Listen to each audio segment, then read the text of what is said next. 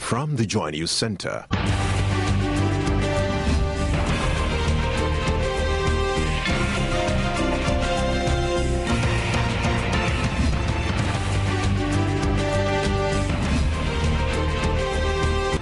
This is News at 8.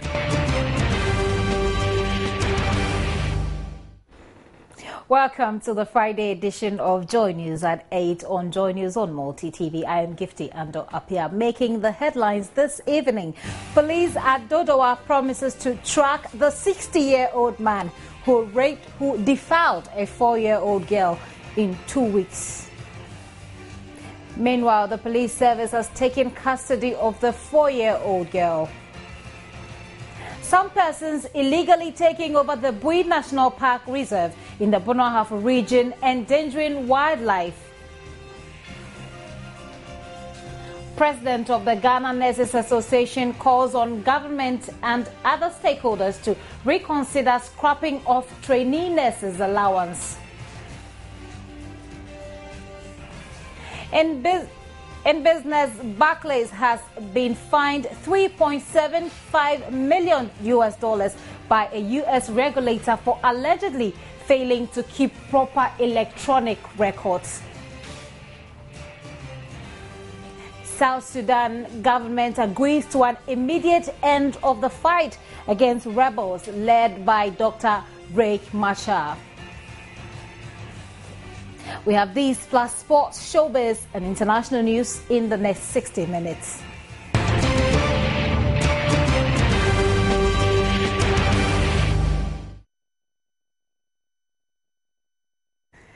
Welcome to the details of the news now. The Dodowa command of the Ghana Police Service says it will track down the 60-year-old Ernest who defiled 4-year-old girl at Afienya in 2 weeks. Led by District Commander Superintendent Kwesi Fori, the police raided the community where the crime was perpetrated on Friday. Meanwhile, the police has taken custody of the 4-year-old victim. Eton Osei has the rest of the story. It is exactly 1 week after 4-year-old Abla, as we prefer to call her in the story, was defiled by a 60-year-old foreman at a construction site at Afienya in the Dangbe West district of the Greater Accra region. Since the case was reported by Joy News on Tuesday, December 24, the police has made efforts at arresting the perpetrator, who is currently at large. We are committed, to investigations. We are doing everything possible to get the suspect. And we've taken this matter seriously. It involves a 4-year-old little girl whose life needs to be protected from such a harmful invasion by a male adult. And I can assure you that we are doing everything possible to get him arrested, questioned, and prosecuted on the matter if evidence is adduced. Not only him, but those who even compounded the crime. We'll be investigating them. The police issued a medical form to the grandmother of the victim for a formal medical report from a government hospital. But the victim's grandmother is yet to take the little girl to a hospital.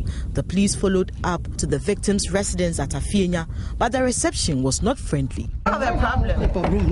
You have a problem.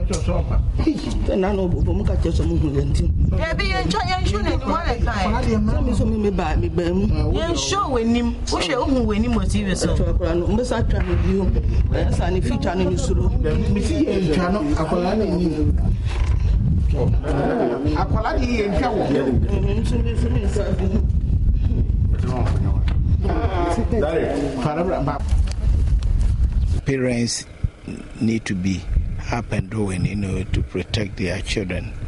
This is a case where this little girl been defiled, and this woman go to the hospital, narrate a different story, that the little girl has sustained some bruises, in and around the thighs, and so she is treated anyhow. Meanwhile, it is known that someone somewhere defiled this little girl. Now, the police need to go extra mile to make sure that we put the case in order. So we are here in this very community to make sure that we take the little girl to the police hospital for thorough medical examination and treatment. The police had no choice but to take the 4-year-old girl against her grandmother's wish to the police hospital in Accra. Meanwhile, the police has invited all concerned in the case to come to the police station tomorrow, 28th December 2013, for some questioning. Joy News will continue to update you as events unfold.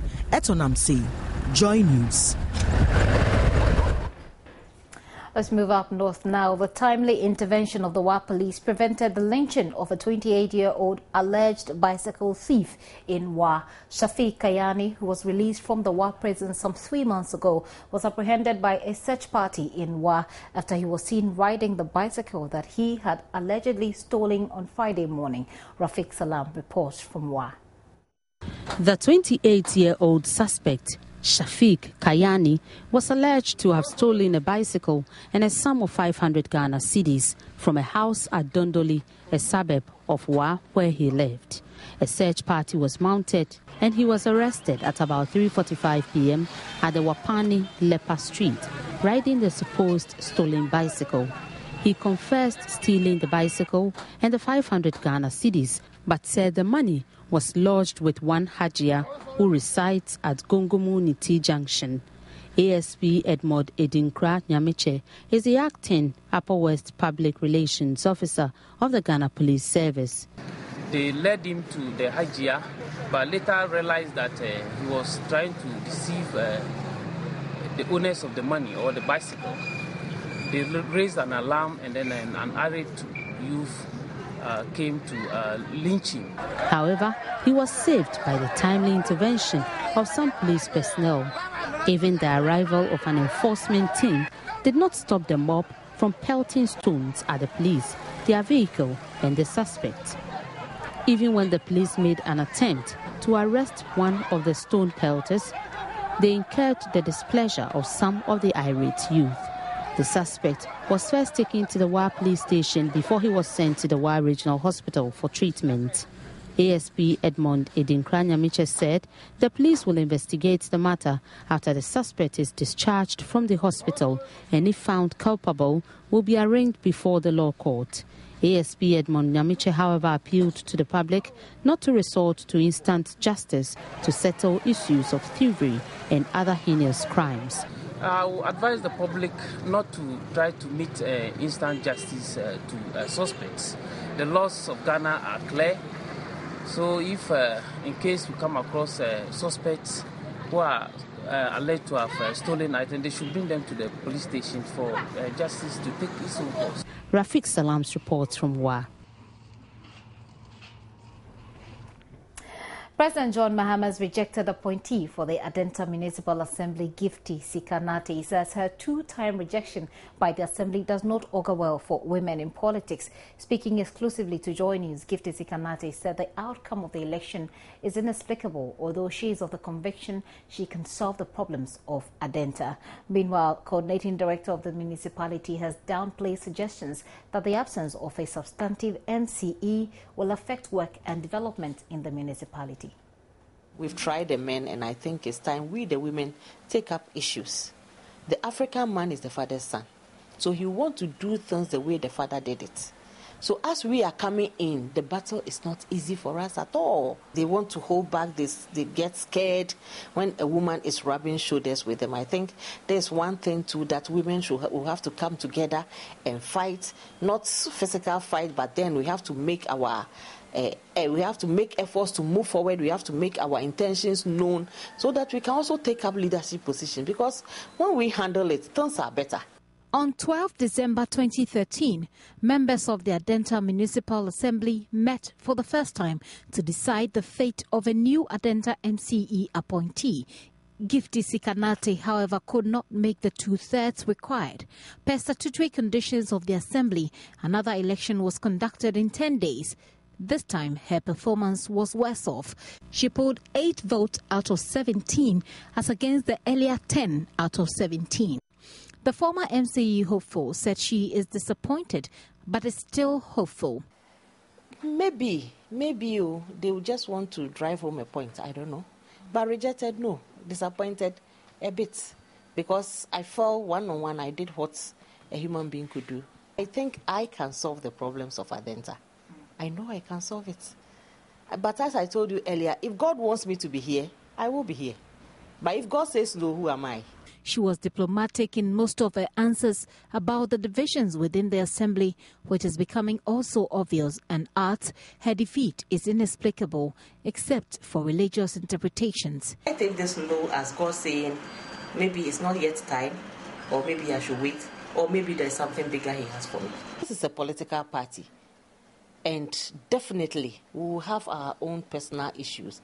And I think somebody, as I said earlier, somebody may want somebody there. But it's no news. In politics, this is no news. So I don't see it as a problem. What I want is that NDC should be solid in Adenta. NDC should continue to win the seat every day. And if I will sacrifice for that one to go on, why not? I'm for NDC. In fact, I drink NDC. Her appointment was necessitated by the rejection of the incumbent Kakra Van Leer. Gifty Sikanate's rejection therefore means the assembly lacks a political head indefinitely, which is likely to affect work there. The coordinating director, Gabriel Diary, however, rejects this assertion. He says with the involvement of the Regional Coordinating Council, work at the municipality has not stalled. It has the possibility of slowing down development, but I want to say that once the Regional Coordinating Council, under the leadership of the regional minister, is overseeing the municipality, things should work well. Just to assure you and the general public that yes, work is still going on smoothly in the municipality. So far, there has not been any communication as to the next move by the president, but the options are limited to reappointment of the same person or appointment of another person. In both cases, the assembly will still have to either confirm or reject the appointee. For Joy News, Gifty and Dorpia, Adenta. We'll remain with Adenta for a little while longer. Meanwhile, some residents of Adenta have reacted to the continual rejection of leadership for the municipality by assembly members. Residents tell Joy News it will be unfair to them if the process of choosing the leadership affects development of their various communities. Within the Ga East district of the Greater Accra region of Ghana, its formation as a constituency was prior to the 2004 elections in Ghana. Adenta and its environs depend largely on the Adenta municipality for developmental needs. They have mostly complained about water and roads, although it remains a national challenge. With the continual rejection of presidential appointees for the position of MCEs, Joy News sought some reactions from residents. Although some of them could not appreciate the issues, they were not oblivious of its effects on developments there. Lydia has lived in Adenta for 18 years.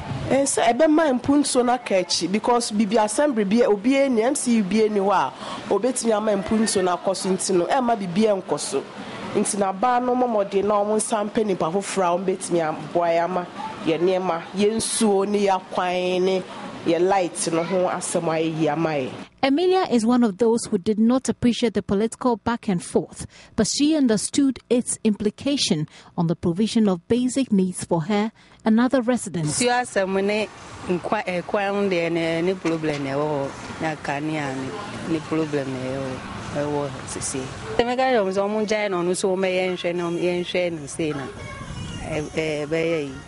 He describes himself as Kweku and does not want to appear on camera. Kweku believes the assembly is only doing due diligence. If the basis for their rejection is true, then they are simply rejecting them because they don't think that these people can do the work. They feel it is just a musical chair. She would probably be the same as Kakra Van Leer. So we don't want her at all. What do the people of Adenta want from your perspective? We want development. It's not a beauty pageant, for instance. So not a beautiful face can do the work. We need people who would do some much work. Beside water issues and somewhat bad roads, this is one of the developmental issues that the people of Adenta have had to contend with. A whole bridge has been eaten away by erosion. Residents tell me it has been like this for close to 5 years. So as the tussle as to who becomes MCE at the district level continues to rage, the people of Adenta are asking for development, fast-paced development. Gifty Andwapia, Joy News, Adenta.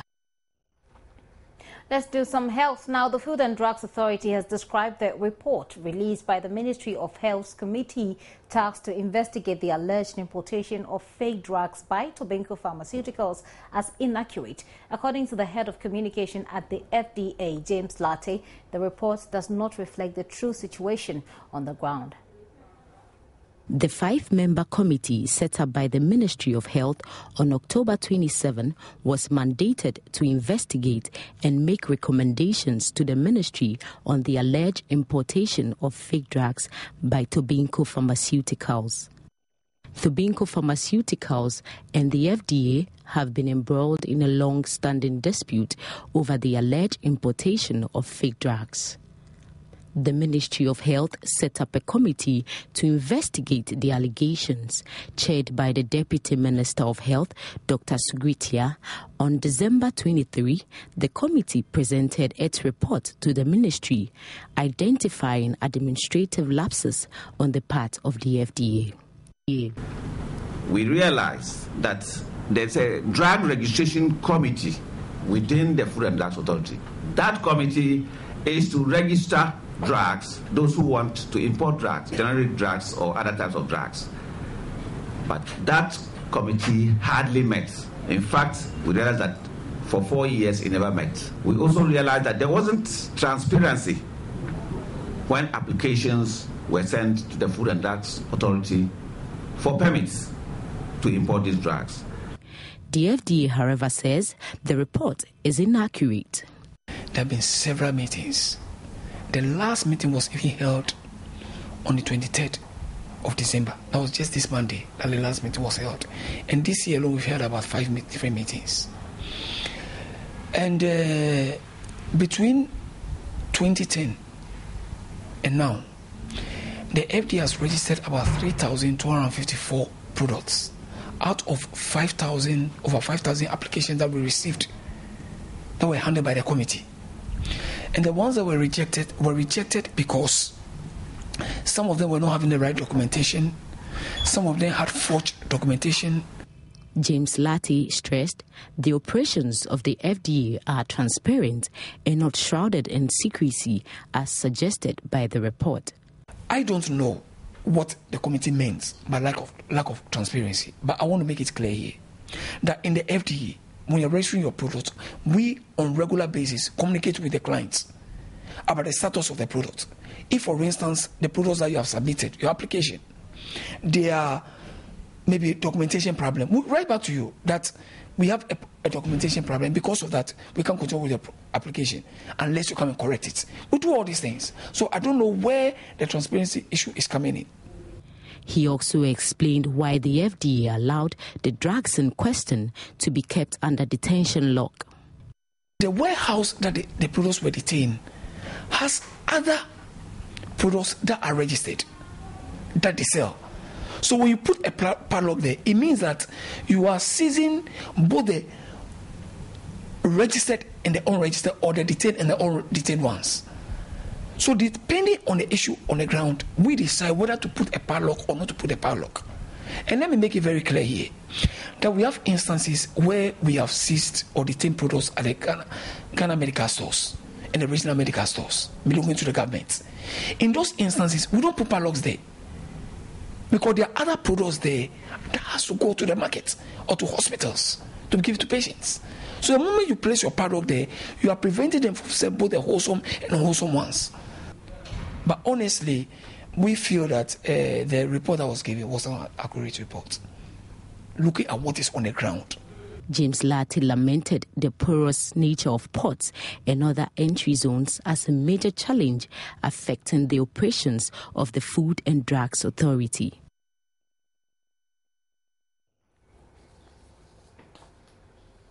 You're watching the Primetime Bulletin here on Joy News on Multi TV. We take a breather here. When we return, we take you straight to Bui.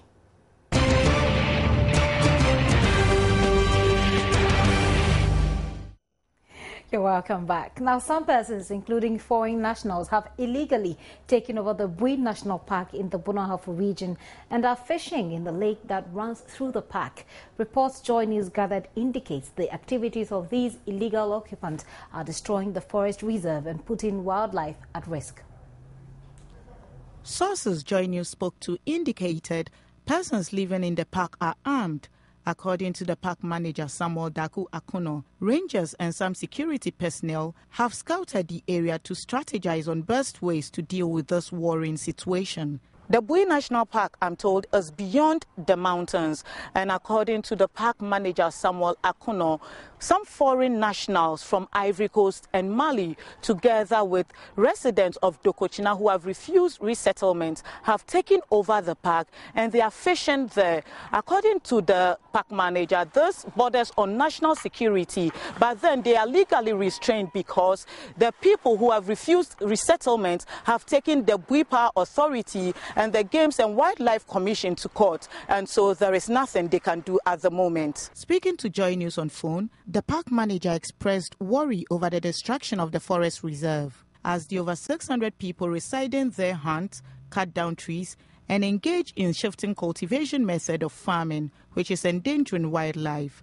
The illegal occupation of the national park is a bother to many people, especially the resettled fisher folks who blame poor harvest on the activities of these persons. The dam has attracted mercenary fishermen from all across West Africa, and nobody is paying attention. And these mercenaries who come from as far away as Mali and Niger just come and fish. They camp in the reserves, they cut the wood in the reserves to smoke the fish so they can come do whatever operation they are out to do for 2-3 weeks and then take all of this away. Now, our simple fisher folks are not prepared for that kind of thing. There have been instances where they were attacked. We have protected this park for so many years ago. Before these things, we were telling them about the people, why should people go and settle them? They said, oh, after election, all those things will be tackled. The security is too busy that they can't help them do those things. And now when you go, they're telling you the people are more than them. So they inform national security. So wildlife said they cannot go and then sack the people, and the people have taken over the whole park, a national park. You could imagine the dam is here and those people there. What is the security to the dam? Since some of the illegal occupants of the park are residents of former Dokochina who have refused resettlement and dragged the Bui Power Authority to court, the BPA said it is ready to assist in resolving the issue. That is a problem Bui Power Authority is willing to curb in collaboration with the community. We've had several meetings with the communities trying to get inputs from them on how we can resolve such a problem. To ensure that the fishing is done in a sustainable way, we think people should live in their communities and then we've built landing sites. And these are authorized entry points into the reservoir. The park manager confirmed the occupation as illegal, stating several negotiations to relocate the 6 households of former Dokochina have failed. Nana Kojokuma, who claims to be the chief of the residents, however, insists they are being forcefully ejected, and that is why they have taken the Bui Power Authority, Games and Wildlife Division, and the Regional Coordinating Council to court. Okay, so we have on the line now Nana Kojo Kuma Domaki, who, according to the story, claims to be the chief of Dokochina. Let's go to him and get some answers. Good evening to you, sir, and welcome to Joy News. You are not loud and clear. Okay. Can you hear me now? I can hear, but your voice is very faint. Okay, let me try and give you my question and see if you can give us an answer. Now, why have you taken the Bui Power Authority, Games and Wildlife Division, and the Regional Coordinating Council to court? Yeah. I will explain one after the other the reasons why we're taking them to court. Please. These power authorities, is that authority, the government has bought part of Dukatima land for the construction of the bridge dam. Not all the land has been bought. The power authority is trying to force us from our land. We told them to relocate us, if anything, to our land which has not been bought. But they will not listen to us. They said they will use force to get us from our land. Meanwhile, the part of the land which has been bought has not been paid for. How then do you leave the place? Okay. So that's why we send people out to court. Okay. And then back to Game and Wildlife. Game and Wildlife has no land. Agricultural land is not in the Blue National Park. It's never a reserve too. Whoever told you that it's a reserve or national park, the person hasn't told you the truth. The Blue National Park, the total land acreage or the land of the Blue National Park is 1,821 kilometers square. This does not include even an inch of Dukatura land. Now, it's only people we know government has brought part of our land for it to be used for the construction of the blue dam. Apart from that, we don't know anything about Game and Wildlife. Okay. Claiming that Dukas part of Dukatura land is in the Blue National Park. This is why we sent Blue National Park, the Game and Wildlife to court. To court, okay. And then coming to the Regional Coordinating Council. On the 3rd of June 2011,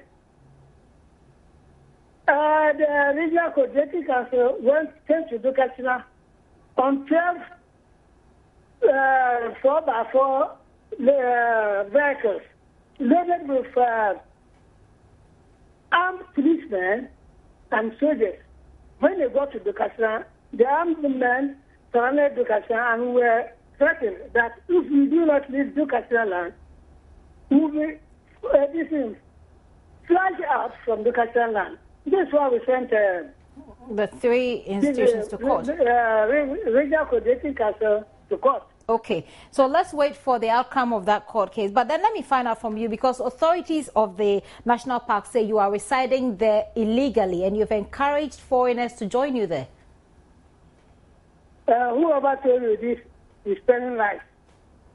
I'm telling you that they have no land there. So they have no right to be on our land. Okay, so you're claiming that the land is for you, and so in this case, they are the illegal residents there. Yeah, the illegal intruders. Listen. Right. Dukatura was on this land before even the coming of the white man to Dukatura, to Ghana. Ghana all came to be in 1971. So we were on the land before the very long time before this Game and Wildlife was formed. Okay, but are you hunting? They cannot claim Dukatura land to be in the National Park or a forest reserve. Are you hunting there in the reserve, in the forest reserve? Are you hunting there? I say it's not a forest reserve, so we have every right to hunt. Okay. It's our land. It's not a forest reserve. Okay. Thank you very much. But before I let you go, please answer me this. Why are you claiming to be the chief when, because we understand that the recognized Dukatura chief has moved to the resettlement? Okay, so we don't have him on the line anymore to answer the other questions, but he's made his point clear. Let's move away from Dukatura now. The president of the Ghana Registered Nurses Association, Kwekwa Sante Krobia, is calling on government and stakeholders to reconsider scrapping of nurses' trainee allowances. He stressed even though no official statement has been communicated to the nursing body, the profession will be affected badly if government goes ahead with its decision. The trainees' allowance forms part of government measures to support trainees in the course of their studies and also forms part of incentives to attract more health workers in the country. Some months ago, government withdrew allowance paid to teacher trainees, arguing that students will be better off applying for SNIT loans. In September 2013, the Upper East Regional Director of Health Services, Dr. John Koku Awuno Williams, started a debate by calling for the allowance to be scrapped. He said this will ensure that only committed nurses are employed into the service. The call was reiterated by former Director General of the Ghana Health Service, Professor Ajiman Bedu Akosa, and the Volta Regional Health Director, who have all stressed the amount paid to trainee nurses as allowance could go a long way to improve Ghana's overall health sector and health services provision. The Ghana Registered Nurses Association says it is yet to receive official notification on the decision from government. It is not a good thing to even dream about that allowances of nurses and midwife trainees should be scrapped. And I gave reasons. It was a very good reasons that these allowances were instituted. And I think the people who did it did not just dream to have it done, but they thought that it will inure to the benefit of the profession and the service that the nurses and midwives deliver.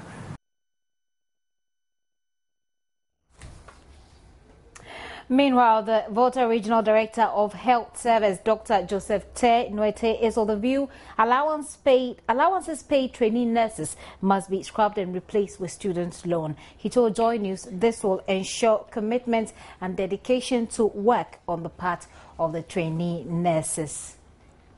Well, but PRO of the Ministry of Health says although government is considering some measures to reduce cost, it is yet to decide on whether to scrap trainee nurses' allowance or not.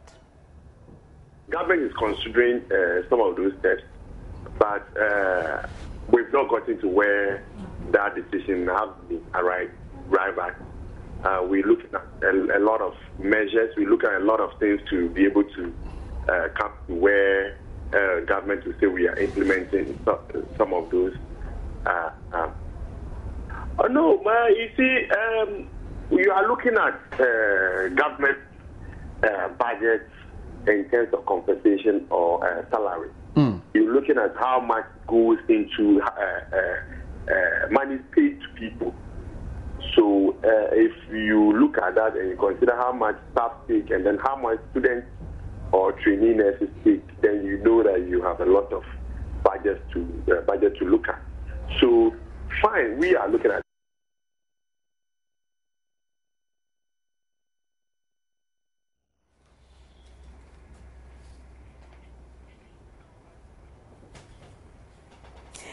Okay, so I have Abigail Adomako-Enchi in the studio, and when we get here, we know that it's all about business. Exactly. And today we are doing a quick review of the whole year. You know, there's been a lot of issues with regards to economy, and we will be bringing to various, updates. So that should definitely be a part one to stay, don't go away.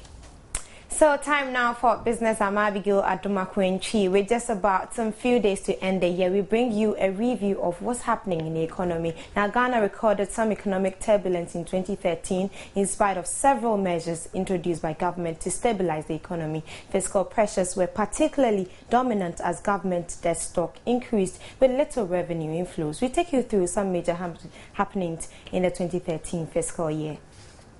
2013 is by far one of the most challenging years for government, having to face several economic difficulties. Starting off with the election petition at the Supreme Court, some analysts argued it negatively impacted on productivity, the stock market, and dipped investor confidence and general economic activity, while others thought those arguments were exaggerated. After a successful process, fiscal pressures stared government in the face as revenue inflows began to dwindle and debts also increased. The situation pushed government to introduce new taxes, including the Fiscal Stabilization Levy, Communication Services Tax, and the Imports Levy, a move analysts maintained was not economically sustainable. When we make some allowance for new investments in these companies and ensure that we don't tax those particular components, profit after tax, we will be in a better position to ensure that these particular sectors actually continue to expand and drive growth. And I think that even with enormous tax, spending pressures on the government against tax revenue, even in the short term, we have to make some allowance for new investment in these entities. The country's currency also continued to depreciate against major currencies, a phenomenon analysts said was a reflection of the weak fundamentals of the economy. A Cocoa syndicated loan and Ghana's 10-year Eurobond worth $1 billion issued and listed on the Ghana Stock Exchange were expected to stabilize the cedi and afford local, foreign and prospective investors the opportunity to buy and trade on the secondary market. Civil society groups such as the Institute of Economic Affairs IEA, the Institute of Statistical, Social and Economic Research Osei, among others, urged that government over expenditure amidst fiscal deficits. You are cash trapped. It means that you don't have enough cash to meet your expenditure projections, and that's the situation that the government is in now, and it is because of the expansionary policy overspending that we did last year, and we carried arrears also into this year, which we're trying to pay, but we cannot pay them at the pace that is required. We are not getting enough revenues coming into the government kitty. Donors are holding back a bit because of the political situation. Other investors are also not coming as much as is expected. The challenges further deepened when Ghana dropped 11 places in the 2013-2014 Global Competitiveness Report by the World Economic Forum, a credit rating downgrade by international credit rating agency Fitch, and a ranking in a Gallup survey as the third most corrupt amongst countries with a free press. Some of our problems are not related to the leader, but are related to our bad institutions or systems in the car. Parliament must work for Parliament to act as a watchdog over the public purse. The judiciary system must work in order to enforce the rule of law so that the corrupt don't walk away with impunity. You have to have a neutral and efficient security forces to make sure that the police are doing their job. They are not just taking bribes. Inflation also saw an upward trend, hitting 13.2% in November, the highest rate recorded since 2010. The high inflation outlook resulting from the effects of petroleum prices, utility tariff adjustments, as well as continued fiscal and exchange rate pressures, led the Bank of Ghana to close the year with the policy rate unchanged at 16%. Government's quest to address the economic challenges was, however, telling in the budget for 2014. This fiscal stabilization levy, which is expected to end at the end of December 2014, will now terminate as of June 2014. The special import levy scheduled to end in June 2015 will now end at the close of 2014. Further, it is proposed that the following should be specifically exempted from the import levy with special import levy with immediate effect: agriculture and fishing inputs such as canvases, outboard motors and fishing nets, medical supplies including condoms, educational materials, and energy bulbs that were exempted from import taking under the original customs tariff. The central bank also remains positive with its outlook for 2014. Some of our commodity prices have started strengthening. Cocoa prices especially have seen a lot of improvement. We expect that this will go into next year. So we are expecting a better, stronger next year. We'll be coming out very soon with policies or strategies to ensure that we deal with the current policies that we have, especially in the area of foreign exchange operations. The coming year promises to be better, with a number of measures introduced, including the two key funds, the Ghana Infrastructure Fund and the SME Fund, in the 2014 budget. To kickstart next year, will vigorously tackle Ghana's fiscal challenges and spur economic growth. Abigail Adomakwenchi for Joy News.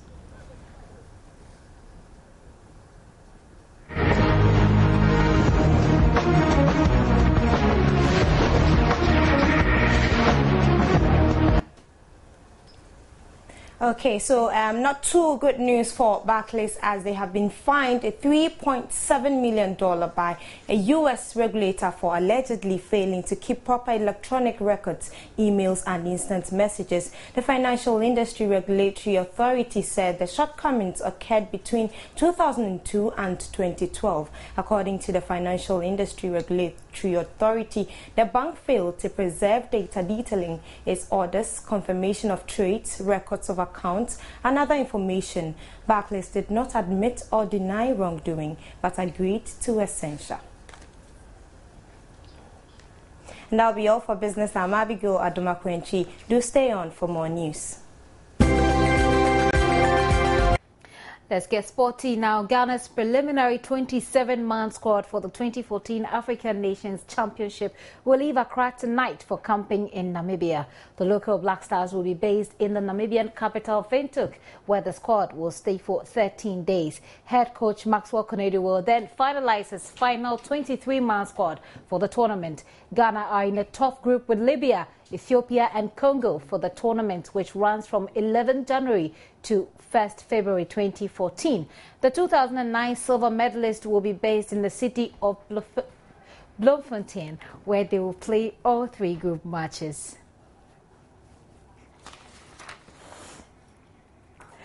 And still in sports, Ghana midfielder Kevin Prince Boateng suffered some injuries after being physically attacked on the streets in Germany on Christmas Day, following an altercation in Kast, which has sparked a police investigation. On Christmas Day, an incident of physical assault took place in Kast. Bild has reported Boateng, who has visited his son at his ex-wife's house on Christmas Day, he was hit and fell into a vase. Prince was rushed to the hospital, where he is currently receiving treatment. Police near Dusseldorf confirmed to the local press that a 26-year-old man involved in the attack was Schalke's Boateng. Boateng is not due to represent Schalke in the Bundesliga until January 26, when they play Hamburg away. He's also due to play Real Madrid in February during the knockout phase of the Champions League and for the Ghana national team at the 2014 World Cup. And that's it for sports. Sports was brought to you. The news tonight, as part of efforts in reaching out to the underprivileged and deprived children in the capital, Multi TV has held a Christmas party at the Ifua Sutherland Children's Park. The program seeks to bring together children from all walks of life to have fun during the festive season. And this is the second one we're doing. We do it every year. And basically what we're doing is that throughout the year, we have, For Kids has a lot of events that targets children, okay, aside the TV program that it organizes. And so we believe that when we climax the year, because most of the normal or average kids have the Christmas experiences with their families at home, we want to be able to extend it to the underprivileged. The acting director at the Department of Children of the Ministry of Gender, Children and Social Protection, Helen Obain Asamoah, lauded the initiative. And we encourage a lot of people to do it, not only during Christmas, but once in a while, call children to come together and meet with each other and have fun like this. I think it's a very good initiative. She also used the occasion to call on all caretakers at orphanages to show much love to children under their care. So if you want to take pictures with Auntie Juliet, you line up. And I'm sure that they enjoy themselves, but that's it for showbiz. And that's it for tonight's bulletin, but our top stories. Police at Dodowa promises to track the 60-year-old man who defiled the 4-year-old girl in 2 weeks. Meanwhile, the police service has taken custody of the 4-year-old girl. Some persons illegally taking over the Bui National Park Reserve in the Bunahafu region are endangering wildlife. President of the Ghana Registered Nurses Association is calling on government and stakeholders to reconsider scrapping of trainee nurses' allowance. And in business, Barclays has been fined $3.75 million by U.S. regulator for allegedly failing to keep proper electronic records, emails and instant messages. In international news, South Sudan's government agrees to an immediate end of the fight against rebels led by Dr. Riek Machar.